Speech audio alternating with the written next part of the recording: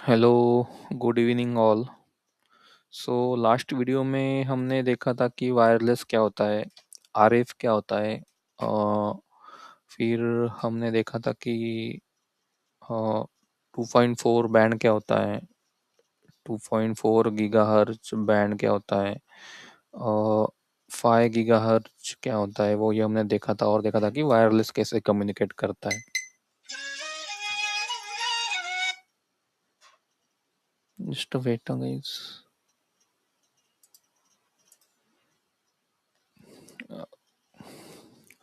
Okay, so हमने क्या देखा था, 2.4 गीगाहर्ट्ज बैंड क्या होता है और 5 गीगाहर्ट्ज बैंड क्या होता है। तो अभी हम देखते हैं कि रेडियो वेव्स क्रिएट कैसे होता है। तो रेडियो वेव्स क्रिएट कैसे होता है। So every radio transmitter every radio transmitter means जो डिवाइस ऐसा डिवाइस जो सिग्नल को ट्रांसमिट करता है, जो रेडियो वेव्स को ट्रांसमिट करता है। उसमें आपका होगा wifi access point, mobile tower, radio stations. उसमें एक डिवाइस रहता है जिसको बोलते हैं ऑसिलेटर। ये ऑसिलेटर क्या करता है, oscillator generates alternating electrical signals. Okay, oscillator एक इलेक्ट्रॉनिक सर्किट है जो बिना बार बार इनपुट दिए लगा लगातार एक रिपीटेटिंग सिग्नल बनाता है। Okay, for example for example जो हमारे अ,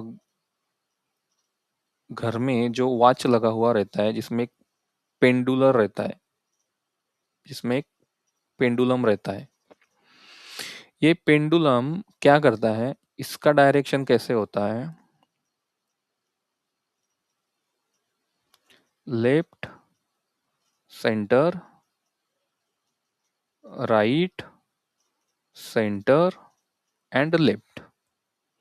ये क्या हो रहा है, बार बार रिपीट हो रहा है ना, मतलब लेफ्ट, सेंटर, राइट, फिर से सेंटर एंड लेफ्ट, ऐसे ये बार बार रिपीट हो रहा है। इसे हम ऑसिलेशन कहते हैं। ओके, सो इलेक्ट्रॉनिक्स में क्या होता है, इलेक्ट्रॉनिक्स में भी ऐसा ही होता है, लेकिन यहाँ पे क्या था, यहाँ पे मूवमेंट था, left, centre, right, centre and left. Electronics में क्या होता है, इलेक्ट्रॉनिक्स में मूवमेंट की जगह वोल्टेज बदलता है। या इलेक्ट्रॉनिक्स में क्या होता है, वोल्टेज। और जो वोल्टेज होता है वो कैसा होता है, हाई, प्लस और लो, माइनस। मतलब वोल्टेज जो है वो बार बार चेंज होता है, वही ऑसिलेशन है। फॉर एग्जाम्पल,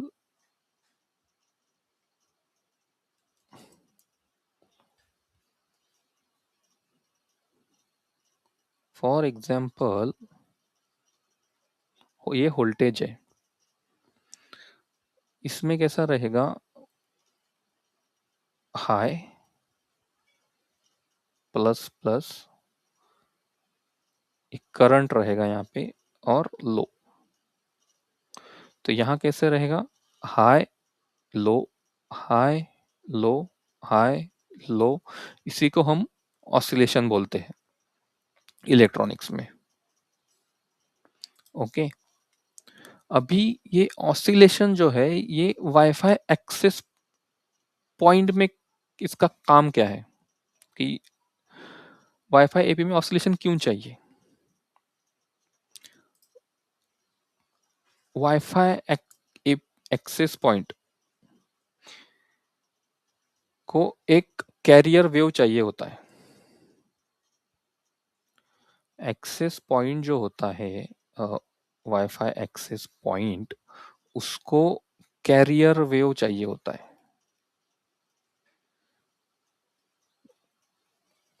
ओके, मान लो एपी को 5 गीगाहर्ट्ज पर ट्रांसमिट करना है।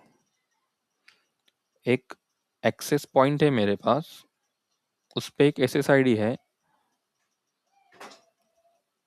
वो एसएसआईडी 5 गीगाहर्ट्ज पे ट्रांसमिट हो रहा है। ओके, तो 5 गीगाहर्ट्ज का मतलब क्या है? एक सेकंड में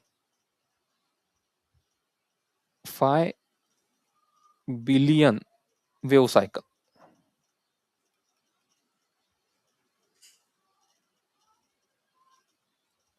ओके, मतलब ऑसिलेटर ऐसी इलेक्ट्रिक वेव बनाएगा, ऐसी इलेक्ट्रिक वेव्स बनाएगा बहुत तेजी से, और यह वेव जो बनाएगा वो एपी के अंदर बनाएगा। ओके, बट ये जो वेव है इसमें कोई डेटा नहीं है। ये जो वेव है, जो एपी ने जो वेव बनाई, इसमें कोई डेटा नहीं रहेगा, ये खाली वेव्स रहेंगी। Okay,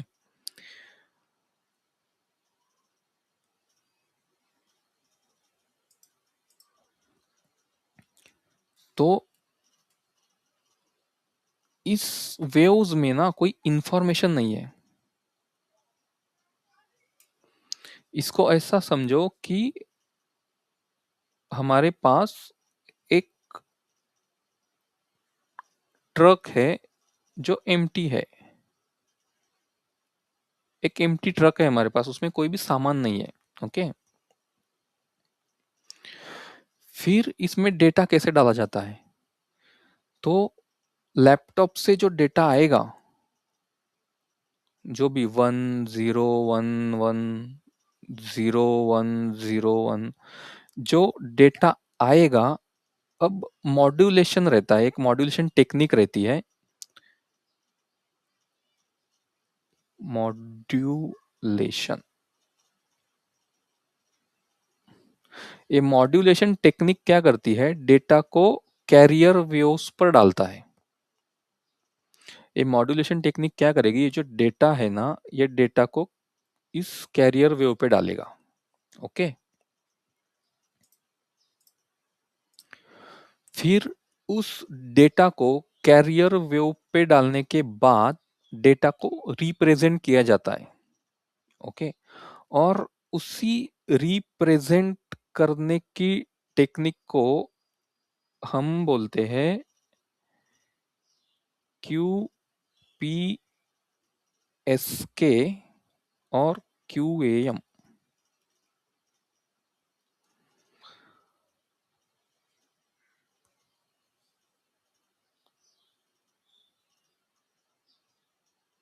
quadrature phase shift key, shift keying, और क्यूएएम को हम बोलते हैं क्वाड्रेचर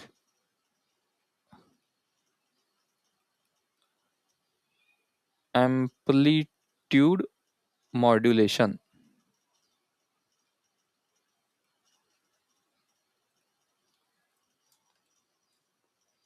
ओके, तो ऑसिलेशन क्या करेगा? एक कैरियर वेव को बनाएगा, वो कैरियर वेव पे मॉड्यूलेशन होगा, मतलब उस कैरियर वेव पे डेटा को इंफॉर्मेशन को डाला जाएगा, और उस इंफॉर्मेशन उसको उसको उस टेक्निक को हम क्या बोलते हैं? Modulation technique. ओके, तो देखो मेरे पास ये यहाँ पे एक फ्लो बना हुआ है, इस फ्लो को समझते हैं कि देखो, सब उससे पहले ना हम एंटीना को देख लेते हैं कि एंटीना क्या होता है, कि एंटीना कैसे रेडियो वेव को ट्रांसमिट करता है। तो हमारे पास दो टाइप्स के एंटीना है अभी, ओमनी डायरेक्शनल एंटीना और डायरेक्शनल एंटीना। ओके, तो ओमनी डायरेक्शनल एंटीना इसको ऐसे समझो कि ये 360 पूरा 360 डिग्री में वाईफाई सिग्नल्स को भेजता है। और डायरेक्शनल एंटीना जो है वो एक focus energy in one directional, मतलब for example directional antenna means एक सीएफएल बल्ब है। एक सीएफएल बल्ब अगर हमने घर पे लगाया तो वो क्या करता है, पूरे घर में रोशनी करता है। उसी तरह से ओमनी डायरेक्शनल एंटीना है जो पूरे घर में वाईफाई का सिग्नल देती है। और डायरेक्शनल एंटीना जो है वो एक टॉर्च है, वो एक पर्टिकुलर जगह पे ही फोकस करेगी। ओके, तो अभी डेटा हमारा कैसे जाता है वाईफाई में, देखो सबसे पहले एप्लीकेशन डेटा, मतलब एक डेटा हमारा एप्लीकेशन लेवल पे क्रिएट होगा। देन लेयर 4 पे टीसीपी सेगमेंट होगा। फिर लेयर 3 पे आईपी पैकेट होगा, आईपी पैकेट बनेगा। फिर उसके बाद लेयर 2 पे जो है, यहाँ पे हमारा बनता है 802.11 फ्रेम। वाईफाई में 802.11 फ्रेम बनता है, इथरनेट में यहाँ पे इथरनेट फ्रेम बनता है। तो इस फ्रेम में क्या रहेगा, इसमें रहेगा मैक एड्रेस और payload, source MAC, destination MAC और ये payload. Okay, application data, TCP segment और आईपी पैकेट, ये सब पेलोड यहाँ पे रहेगा और मैक हेडर रहेगा। उसके बाद सीआरसी कैलकुलेट होगा, सीआरसी एल्गोरिदम रन होगा और एक सीआरसी वैल्यू कैलकुलेट होगी। वो सीआरसी वैल्यू जो कैलकुलेट होगी उसको शो करने के लिए एफसीएस यहाँ पे यूज होता है। The 32-bit result of that calculation stored in the frame. फिर फाइनली हमारा एक फ्रेम जनरेट होगा। ओके, उस फाइनल फ्रेम में हमारा मैक एड्रेस, एक मैक हेडर रहेगा, पेलोड रहेगा और एफसीएस रहेगा। इस एफसीएस में क्या रहेगा, वो वैल्यू रहेगा जो सीआरसी एल्गोरिदम में कैलकुलेट किया है। उसके बाद जो फ्रेम है इसको इनकोडिंग किया जाएगा। इनकोडिंग करने के बाद उसको मॉड्यूलेशन किया जाएगा, जो हमने अभी देखा मॉड्यूलेशन क्या करता है। Modulation convert bits into the signals that can transmitted. Modulation क्या करेगा, जो हमने कैरियर पे इंफॉर्मेशन डाली हुई है उस बीट्स को वो सिग्नल्स में कन्वर्ट करेगा। ओके, और उसको सिग्नल्स में कन्वर्ट करने के बाद और एक हमारे पास टेक्निक आती है ओएफडीएम। इसको हम बोलते हैं, इसको हम सब कैरियर भी बोलते हैं। अभी ओएफडीएम समझने के लिए हमें समझना पड़ेगा कि चैनल क्या होता है। ओके, तो चैनल क्या होता है, तो देखो, channel is a small portion of the radio frequency spectrum that an AP uses to transmit and receive Wi-Fi data. Channel एक फ्रीक्वेंसी है, एक फ्रीक्वेंसी का रास्ता होता है जिसके थ्रू वाईफाई डिवाइस डेटा बेचता है और रिसीव करता है। जिस रोड पर अलग अलग लेन्स होती है वैसे ही वाईफाई में अलग अलग चैनल्स होते हैं। ओके, वाईफाई एक फ्रीक्वेंसी लेन है जहां एपी और क्लाइंट जो है वो कम्युनिकेट करते हैं।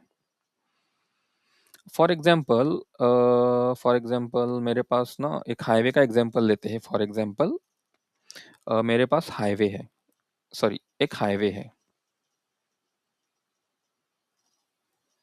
इस हाईवे में, ये हाईवे को आप मान लो ये वाईफाई बैंड है।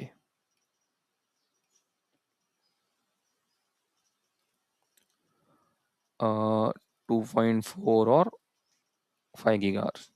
इस हाईवे पे लेन बने हैं, लेन 1, लेन 2, लेन 3। So lane 1 is equal to channel 1.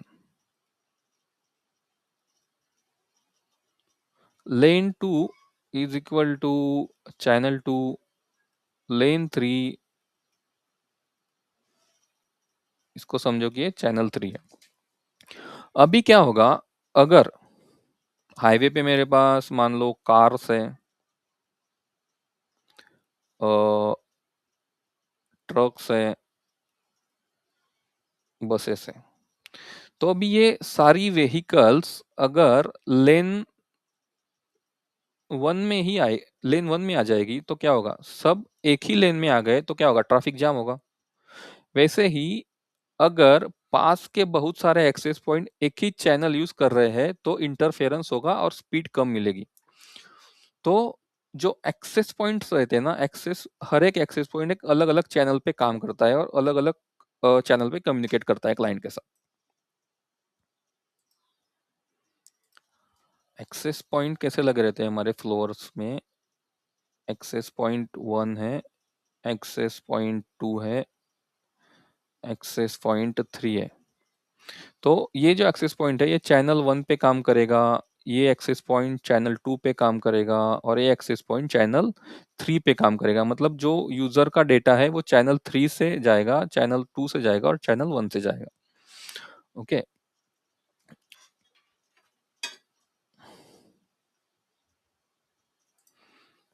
Then then जो बैंड्स होते हैं ना, 2.4 gigahertz band and 5 gigahertz band, 6 gigahertz band, तो इस बैंड को डिवाइडेड किया गया है into the multiple channels.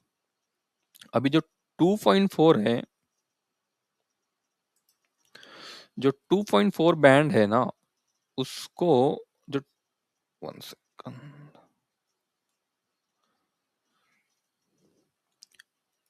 2.4 band में मेरे जो चैनल है वो 1 से लेकर 11 तक चैनल यूज होते हैं।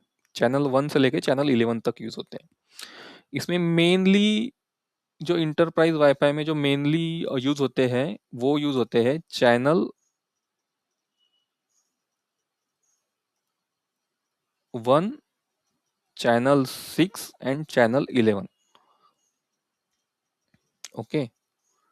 और जो चैनल विड है, जो 2.4 में जो चैनल का विड होता है वो होता है 20 मेगाहर्ट्ज। और जो 5 गीगाहर्ट्ज है, जो 5 गीगाहर्ट्ज का रेडियो है, जो 5 गीगाहर्ट्ज का बैंड है, उसमें जो चैनल यूज होते हैं वो यूज होते हैं 36, नंबर 36 से लेके 165 तक। ओके। और जो मोस्टली यूज होने वाले बैंड है वो है चैनल 36, चैनल 40, चैनल 44, चैनल 48, 149, 153, 157 और 161। ये मेनली यूज होते हैं 5 गीगाहर्ट्ज में और ये मेनली यूज होते हैं 2 गीगाहर्ट्ज में। अभी 2 गीगाहर्ट्ज में कम क्यों यूज होते हैं, 2.4 में कम क्यों यूज होते हैं और 5 गीगाहर्ट्ज में ज्यादा चैनल क्यों यूज होते हैं? जो चैनल का विड है ना यहाँ पे 2.4 में, ये 20 मेगाहर्ट्ज है। और जो 5 गीगाहर्ट्ज में अ, जो चैनल का विड है वो है 20, 40, 80 और 160 मेगाहर्ट्ज। 5 गीगाहर्ट्ज में क्या है, अरे 5 गीगाहर्ट्ज में क्या है, 20, 40, 80 और 160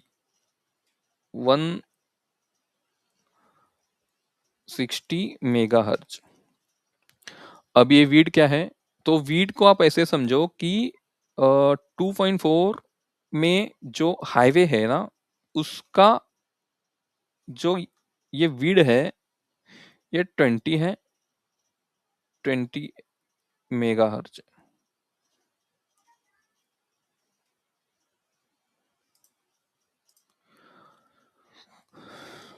और जो 5 गीगाहर्ट्ज है उसमें जो रोड का साइज है वो बड़ा है, इसीलिए उसमें ज्यादा लेन है। इसमें आप 40 यूज को कर लो, 80 यूज होता है और 160 यूज होता है। ओके, तो इसमें थोड़ा ज्यादा साइज है तो इसमें ज्यादा लेन होते हैं, और इसमें 20 है ये कम है तो इसमें 11 चैनल यूज होंगे, बट मेनली जो यूज होते हैं वो अ, 3 चैनल यूज होते हैं। तो अभी हम ये हमारा फ्लो देखते हैं कि ये फ्लो में सब कैरियर क्या होता है।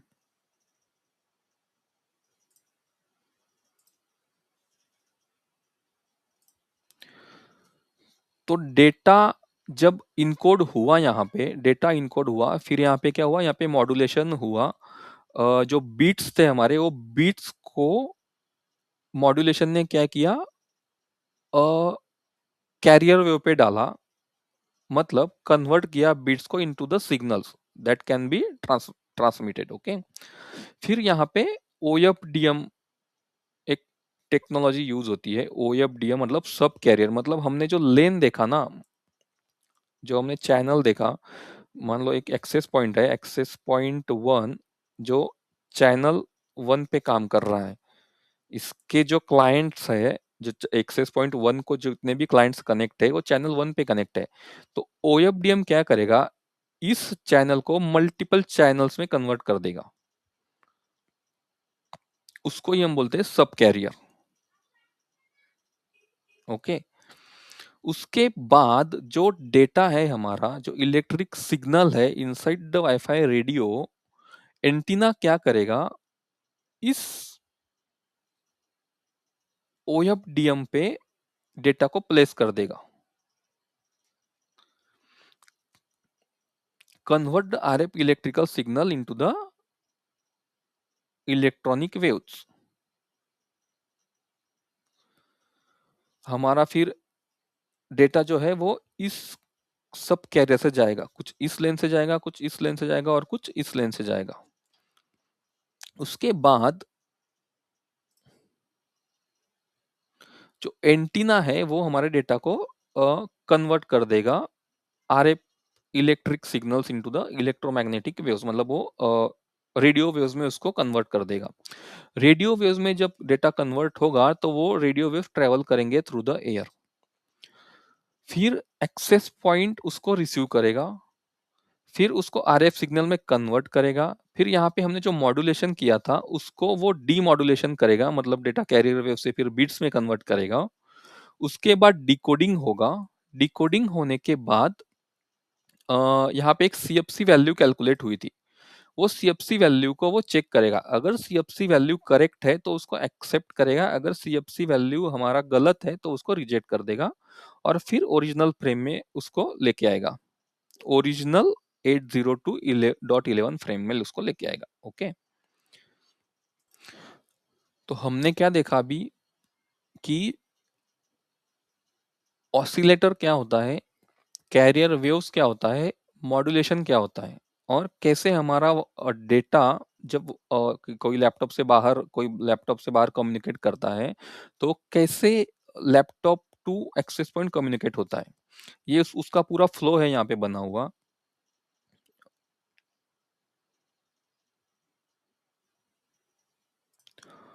एक एक सिंपल एग्जाम्पल समझने के लिए, जो हमारा बैंड है, कोई भी एक बैंड ले लो, 2.4 या फिर 5 गीगाहर्ट्ज, वो क्या है, वो एक एंटायर सिटी है,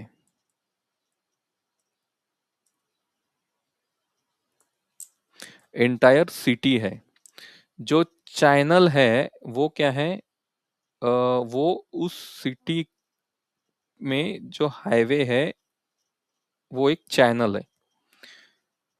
ओएफडीएम क्या है, divides the highway into multiple lens, इस हाईवे को मल्टीपल लेन्स में क्या किया, डिवाइड किया। ओके, फिर जो हमारा मॉड्यूलेशन टेक्निक है, क्यूपीएसके और क्यूएएम, मल्टीपल टेक्निक्स है इसमें, उ- उसने क्या किया, एक ट्रक है, truck carrying parcel on the each lane, जो ट्रक है जो एवरी लेन पे कैरी करेगा पार्सल को। फिर हमारा आता है 802.11 frame, the complete shipment all parcel together. मतलब ये क्या है, हमारा पार्सल है, ठीक है। और रेडियो वेव्स क्या है, रेडियो वेव्स है the physical highway where all lanes exist. फिर हमारा आता है रेडियो वेव्स। रेडियो वेव्स क्या है, the physical highway where all lanes exit. उसके बाद इनकोडिंग,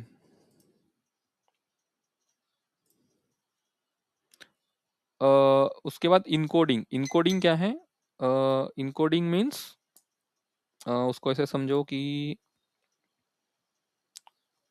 उसके बाद है हमारे पास encoding. Encoding means wrap the parcel with the bubble wrap. कोई एक पार्सल है, उसको हमने क्या किया, रैप कर दिया, ओके। ओएफडीएम,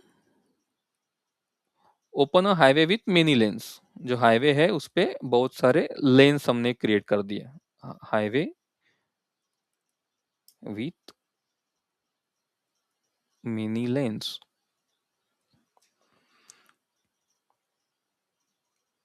फिर हमारा modulation technique, load the protected parcel into truck in each lane।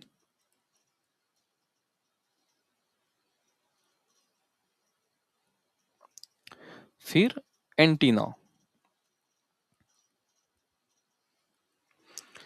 send everything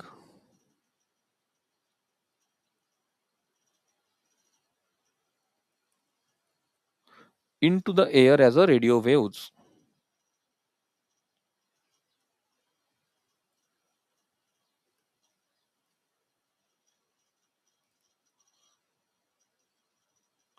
as radio wave, ठीक है।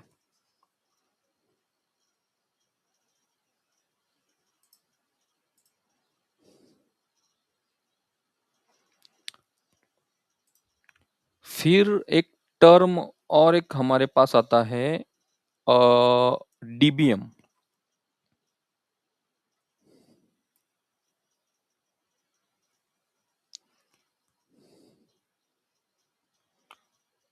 डीबीएम,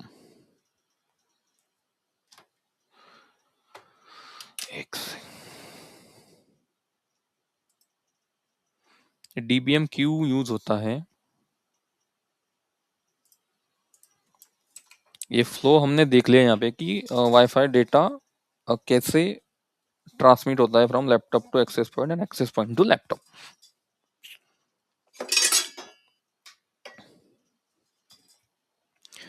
फिर हमारे पास एक और एक टर्म आती है जिसको बोलते हैं डीबीएम।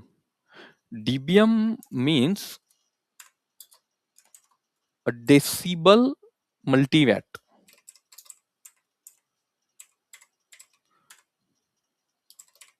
मल्टीवैट डीबीएम यूज होता है सिग्नल पावर को मेजर करने के लिए।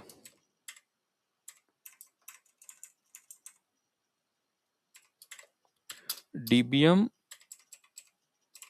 Measures signal power. जो सिग्नल का पावर रहता है वाईफाई सिग्नल्स का, उसको हम डीबीएम में मेजर करते हैं, okay. So 0 dBm equal to 1 milliwatt। 10 dBm equal to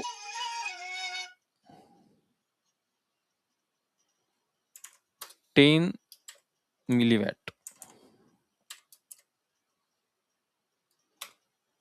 and 20 dBm equal to 100 milliwatt, and 30 dBm is equal to 1000 milliwatt, मतलब 1 watt.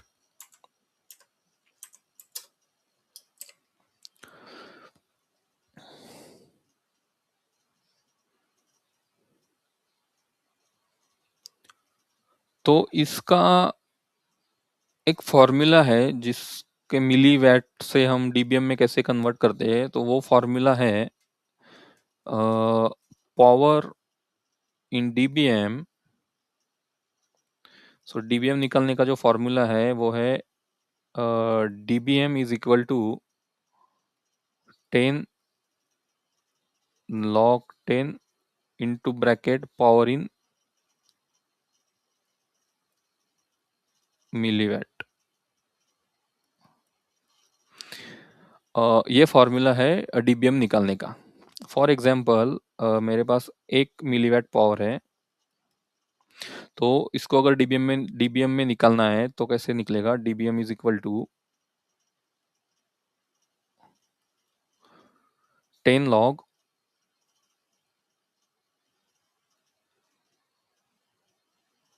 10 power in MV. यहाँ पे अपना पावर कितना है 1 milliwatt, so 1 equal to 10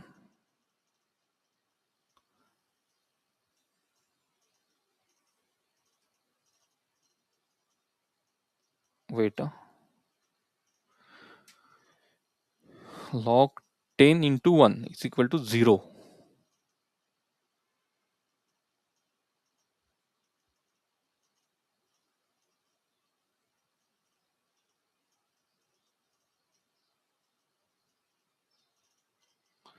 Ten into 0 is equal to 0 means log 10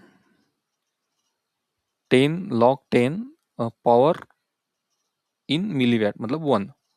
सो जो log 10 1 इसका ये क्या आता है, आंसर क्या आता है log 10 1 is equal to 0. सो ये वाला 10 into 0 is equal to 0 dBm. Okay, मेरे पास 10 मिलीवैट है अभी, तो इसको डीबीएम में कैसे निकालेंगे. 10 log 10 into milliwatt, power in milliwatt कितना है 10 है. So log 10 sorry log 10 and the value of power in milliwatt, इसका वैल्यू क्या आता है 1. So equal to 10 into 1 equal to 10 dBm. Okay, so ऐसे हम डीबीएम को निकालते हैं. ये फॉर्मूला है डीबीएम निकालने का. Okay, then why we do not use the watt to measure the power signals, because wifi devices जो पावर को ट्रांसमिट करता है वो बहुत ही स्मॉल अमाउंट में ट्रांसफर करता है. ओके, और वो डेसिमल वैल्यूज को कंपैरिजन करना उतना इजियर नहीं रहता है, इसीलिए इंजीनियर जो रहते हैं उसको डीबीएम में मेजर करते हैं. तो जो डीबीएम पावर है हमारा, वो दो टाइप्स के पावर रहते हैं हमारे पास. एक होता है positive and negative DBM. One होता है पॉजिटिव एंड नेगेटिव डीबीएम. जो ट्रांसमिट पावर होता है ना, ट्रांसमिट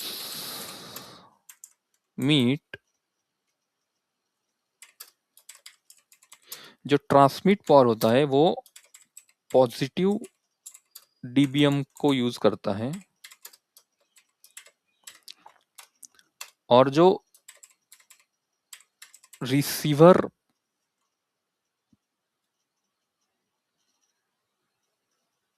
होता है, जो रिसीव करता है, वो निगेटिव डीबीएम को यूज करता है।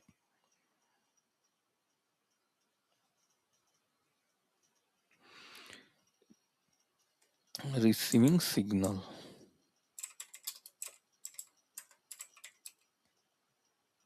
जो रिसीविंग सिग्नल्स होते हैं वो निगेटिव डीबीएम को यूज करते हैं।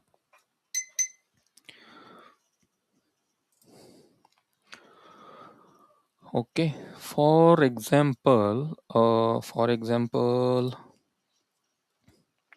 एक एक्सेस पॉइंट है,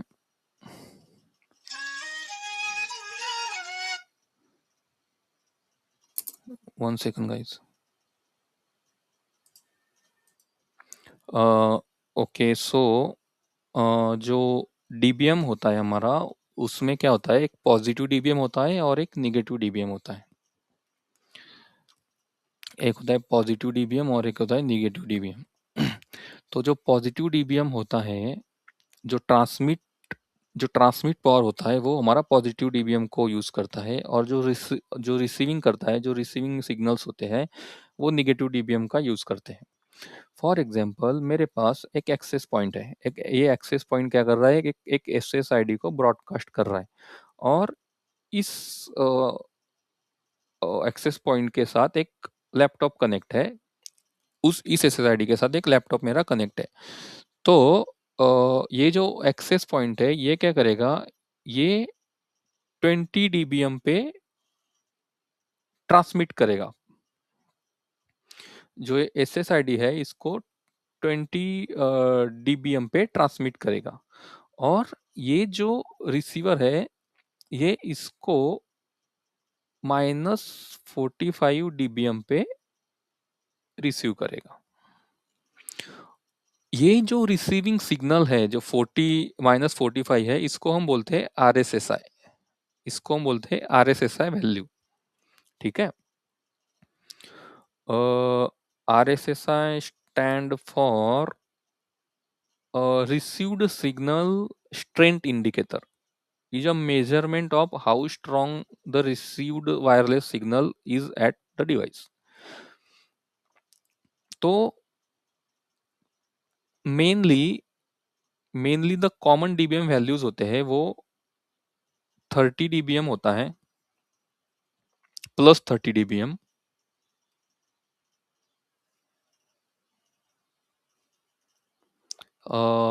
30 डीबीएम होता है।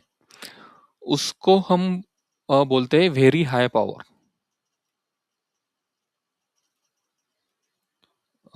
Very high power. उसके बाद आता है 20 डीबीएम। उसको हम बोलते हैं जो नॉर्मली हमारा एक्सेस पॉइंट और जो घर में हमारा जो राउटर रहता है, उसमें जो नॉर्मली यूज होता है, वो 20 डीबीएम यूज होता है। So typical AP transmit power.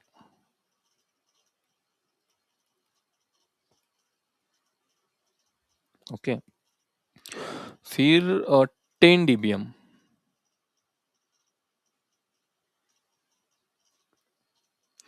10 DBM जो होता है, वो लो ट्रांसमिट पावर होता है, जो लो ट्रांसमिट करता है वाईफाई सिग्नल्स को।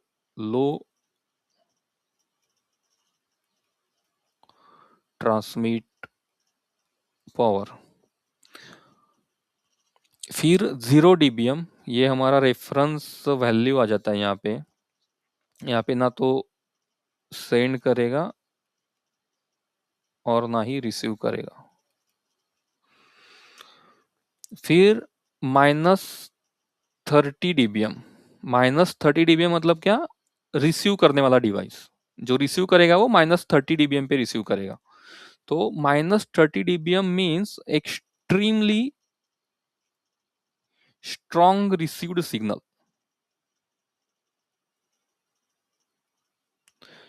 Strong received signal. फिर 30 के बाद आता है 50 dBm, -50 dBm। -50 dBm is excellent wifi signal. इसको हम एक्सीलेंट वाईफाई सिग्नल बोल सकते हैं।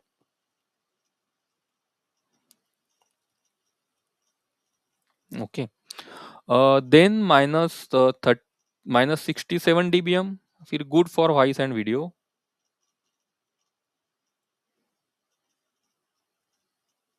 Good for voice and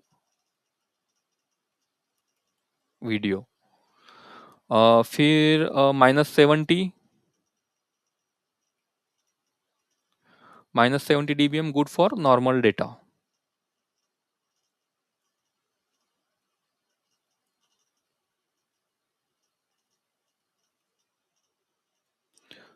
good for normal data.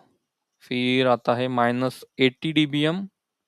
-80 dBm weak signal. अगर कहाँ पे वीक सिग्नल आ रहा है तो उसका डीबीएम चेक करो कितना है। -90 dBm means very weak.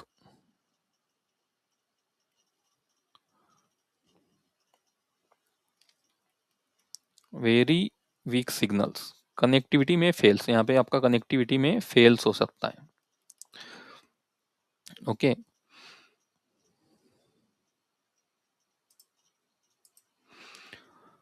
Okay, तो ये होता है डीबीएम कि डीबीएम कैसे काम करता है, डीबीएम में पॉजिटिव डीबीएम क्या होता है और निगेटिव डीबीएम क्या होता है। पॉजिटिव डीबीएम वो होता है, पॉजिटिव पॉजिटिव डीबीएम वो यूज करता है जो सिग्नल को ट्रांसमिट कर रहा है, और निगेटिव डीबीएम वो होता है जो सिग्नल को रिसीव कर रहा है। So basically negative dBm values for received signals do not mean negative power. They mean the received power is less than 1 milliwatt. अगर मैं मेरे पीसी का देखूं कि इसने किस आरएसएस वैल्यू पे सिग्नल को रिसीव कर रहा है, तो उसको देखने के लिए अ, देखो सीएमडी में अगर मैं जाऊँ, एक सेकंड, सीएमडी में इसको चेक करने के लिए एक कमांड है, net S H wlan show interfaces. There is interface no system location permission access. अच्छा, इसको लोकेशन इनेबल करना पड़ेगा।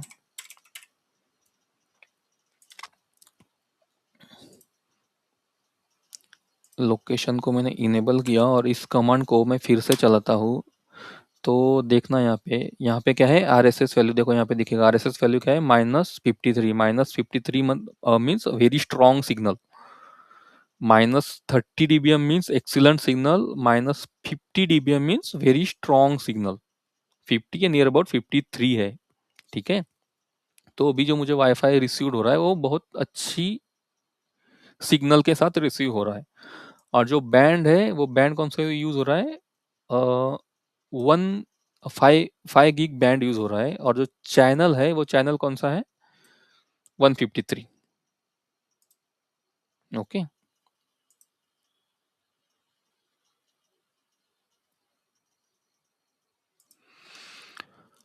और डीबीएम में हमने देखा कि डेसिबल मल्टीवैट, इसमें हमने देखा कि डीबीएम क्या है, एक यूनिट है जो सिग्नल पावर को मेजर करता है। ठीक है, डीबीएम में पॉजिटिव डीबीएम और निगेटिव डीबीएम, जो सिग्नल को ट्रांसमिट कर रहा है वो पॉजिटिव डीबीएम को यूज करता है, और जो रिसीव कर रहा है वो निगेटिव डीबीएम को यूज करता है। और जो निगेटिव डीबीएम को यूज करता है उसको क्या बोलते हैं हम, आरएसएस। जो वैल्यू वो कैलकुलेट करता है उसको हम बोलते हैं आरएसएस। तो आरएसएस क्वालिटी में ये देखो एक आरएसएस लिखा हुआ। सो आरएसएस क्वांटिटी यहाँ पे मैंने लिखा हुआ है, जो आरएसएस का क्वालिटी रहता है 30 dBm excellent, 50 dBm very strong, 67 good voice and video, 70 dBm good or general data, 75 dBm is fair, 80 dBm weak and 90 dBm very weak. Okay.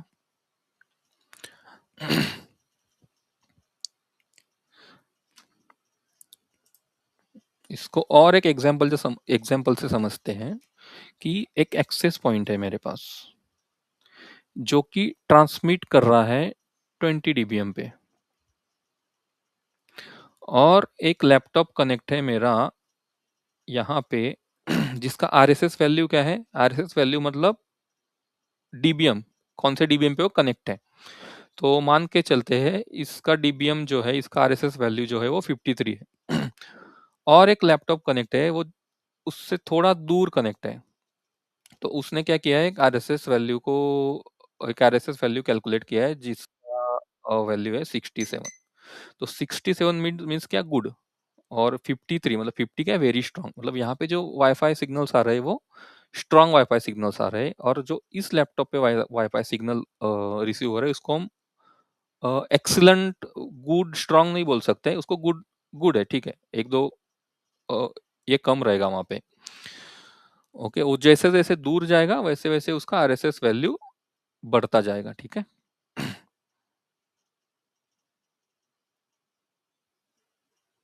-70, जैसे जैसे दूर जाएगा वैसे वैसे उसका आरएसएस वैल्यू कम होता जाएगा, ठीक है।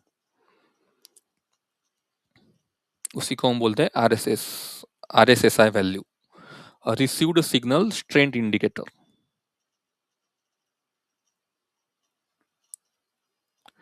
RSSI means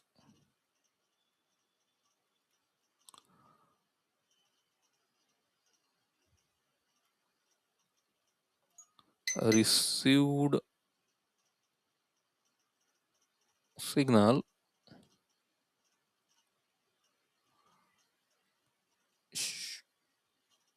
strength indicator।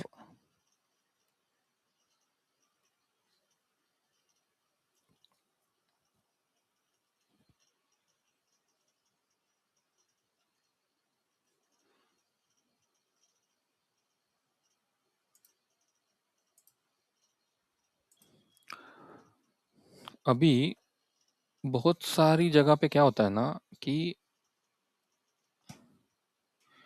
एक फ्लोर रहता है कंपनी में ना, एक फ्लोर है मेरे पास, मान लो ये एक फ्लोर है। यहाँ पे क्या है, यहाँ पे एक एक्सेस पॉइंट लगा हुआ है और ये एक्सेस पॉइंट इतना एरिया कवर कर रहा है, मान लो इतना एरिया ये कवर कर रहा है, ठीक है। तो इस एरिया में जितने भी यूजर्स है वो प्रॉपर कम्युनिकेट करेंगे, प्रॉपर इंटरनेट और सब जो भी है इंटरनेट वो प्रॉपर चलेगा। पर इस वाईफाई का रेंज है ना, ये इस जगह पे नहीं आ रहा है, इस एरिया में नहीं आ रहा है। तो यहाँ पे जो यूजर बैठे हैं इसको वाईफाई शो ही नहीं कर रहा है क्योंकि इसका यहाँ तक रेंज नहीं आ रहा है। तो नॉर्मली हम क्या करते हैं ना कि ये जो एक्सेस पॉइंट है जो कि 20 डीबीएम पे वाईफाई सिग्नल्स को ट्रांसमिट कर रहा है, हम क्या करते हैं नॉर्मली इसको बढ़ा देते हैं और क्या कर देते हैं, फॉर एग्जांपल 23 डीबीएम।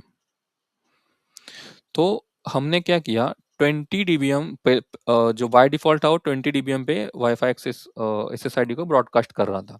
तो इस यहाँ तक वो कवर कर रहा था। हमने क्या किया, उसको 23 डीबीएम पे थोड़ा इंक्रीज कर दिया उसका डीबीएम पावर। तो वाईफाई ने क्या किया, ये एरिया भी कवर कर लिया।